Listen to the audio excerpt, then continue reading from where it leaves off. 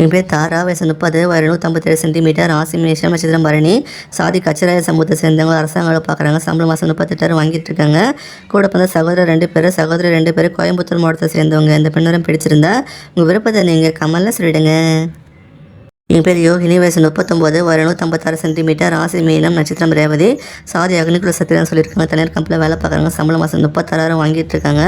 குடும்பம் சகோதரர் 11 ஒருத்தவங்க இருக்காங்க, சகோதரி யாரும் கிடையாது. ஈரோடு மாவட்டத்தை சேர்ந்தவங்க. இந்த பெண் வரம் பிடிச்சிருந்தா உங்கள் விருப்பத்தை நீங்கள் கமலில் சொல்லிடுங்க. என் பேர் பூமிகா, வயசு 33, வயது 159 சென்டிமீட்டர், ராசி மீனம், நட்சத்திரம் உத்திரட்டாதி, சாதி படைய சமூகத்தை சேர்ந்தவங்க.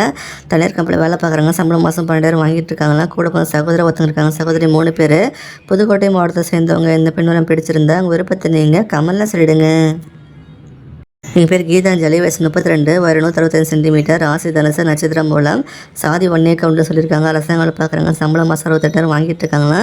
கூட பிறந்த சகோதரர் யாரும் கிடையாது. சகோதரி ஒருத்தவங்க இருக்காங்க, சிவகங்கை மாவட்டத்தை சேர்ந்தவங்க. இந்த பெண் வரம் பிடிச்சிருந்தா உங்கள் விருப்பத்தை நீங்கள் கமலில் சொல்லிடுங்க. என் பேர் மாதவி, வயசு 33, வயது 154 சென்டிமீட்டர், ராசி கன்னி, நட்சத்திரம் உத்திரம் 2 பாதம், சாதி காடவராய சமூகத்தை சேர்ந்தவங்க. தனியார் கம்பெனியில் வேலை பார்க்குறாங்க, சம்பளம் மாதம் 15,000 வாங்கிட்டு இருக்காங்கன்னா.